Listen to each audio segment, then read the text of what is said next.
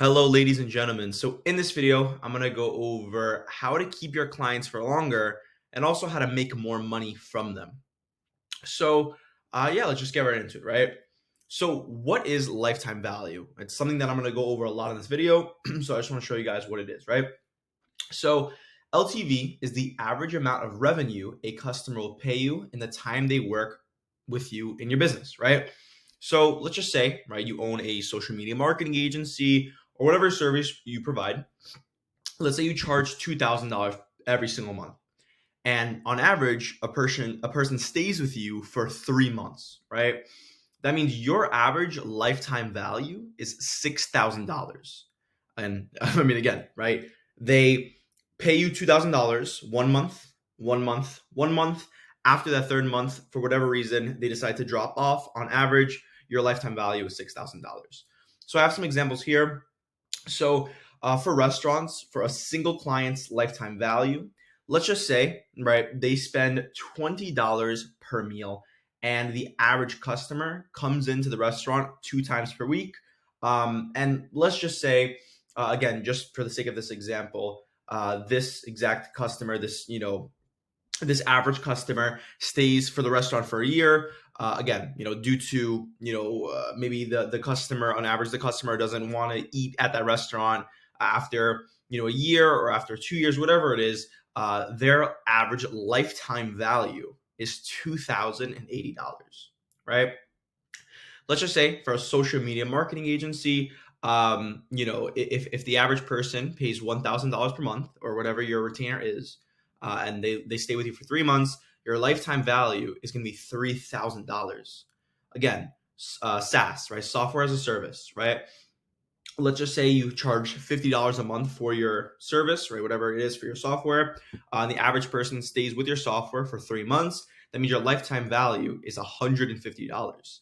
And I'm going to get into, later in this video, I'm going to get into more of how to not only increase that lifetime value, right? Make more money from that single client.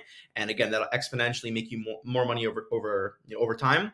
But I'm also going to show you how to keep that client for longer. Which, if you do both, you're going to make a lot more money over time overall. So how can I make more money leveraging the lifetime value? Knowing what the lifetime value is and, the definition of it and how to utilize it, how can I make more money with it? So let's just say, right, you own a marketing agency and you have a few clients right now, right? This is just an example, right? But you want to increase the amount they pay you and the amount of time they want to work with you. All right, so what you're going to do, right, just so we can start the process, you're going to take the average order value, AOV, right? And this is just, let's just say you have a retainer for $1,000, but then they want to add stuff to the service, right? $500, another 500, maybe 300, other tech costs, whatever it is, you can add to that. But let's just say on average, the person pays you the $1,000, right, for that order.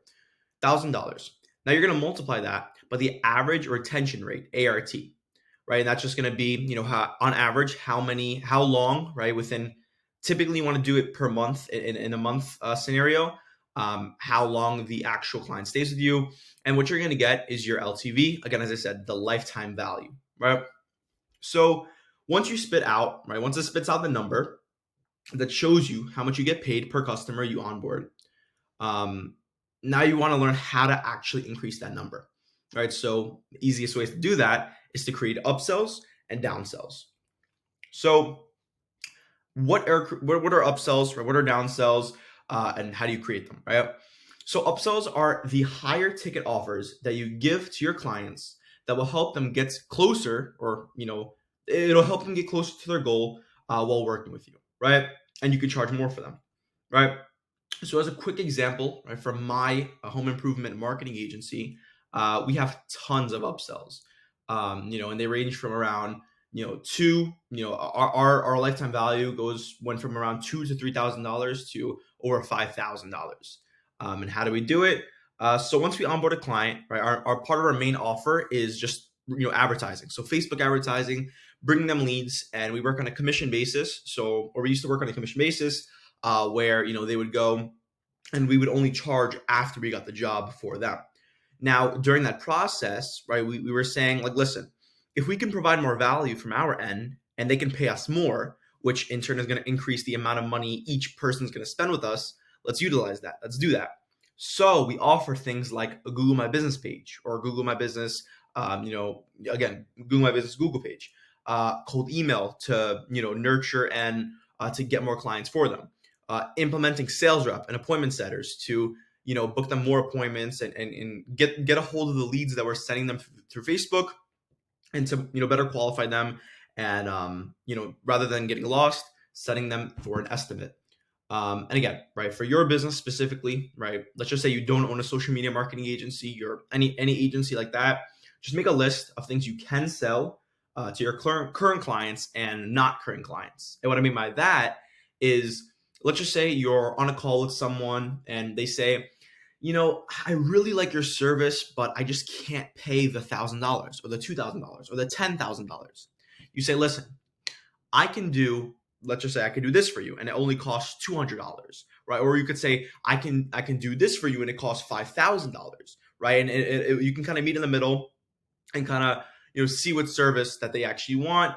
And again, that's the whole point of upsells and downsells, right? To kind of meet at kind of a middle ground, right? So actually creating the downsells, right? So downsells are a bit different, than upsells, but work really well with potential prospects, especially as I mentioned before. If you're on a call with someone or messaging someone that's interested in your offer, they can't really pay for it. You tell them, listen, for our instance, right, we had a done for you service, so we're gonna actually do it for you. But what we can do is we can go to our downsell, and you could tell them, I have a video of how to do it, but I'm not gonna help you, right? So to do yourself, and then that's a downsell. There's a lot of ways you can go with it. But again, right, we are just kind of formatting ways to increase how much money you make per client you have, right? And as I said right before, this happens a lot with our company, where people just can't really afford to work with us for $1,000 a month. What we said is, listen, right, why don't we do this for now?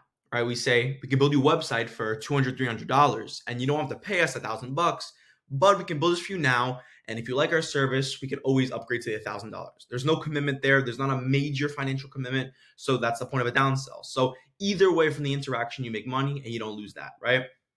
Things like Google reviews, customer relation manager, access to our Go High level, and just other things like that, right? With your business, as I said before, just go and kind of just make that list of things you could upsell and downsell them to, right? So the last part, and that's what's really, really important in this whole process, is actually increasing the client retention, right? So what does that mean, right? So let's just say, right, you cannot figure out any downsells or upsells that you want to, just sell and make more money, or whatever it is for your business, right? So what you're going to want to do is figure out how to increase the time that your customers stay with you.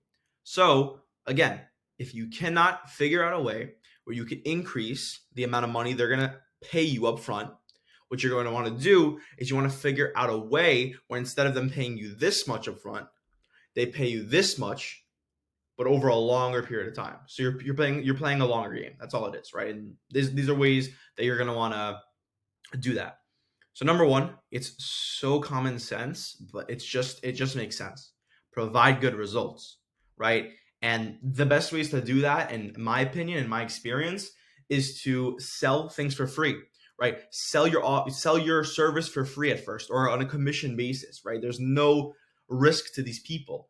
And what that's going to do is that's going to help you, learn your service in and out to the point where you can sell it to people, and you're going to provide better results. And again, it's very common sense.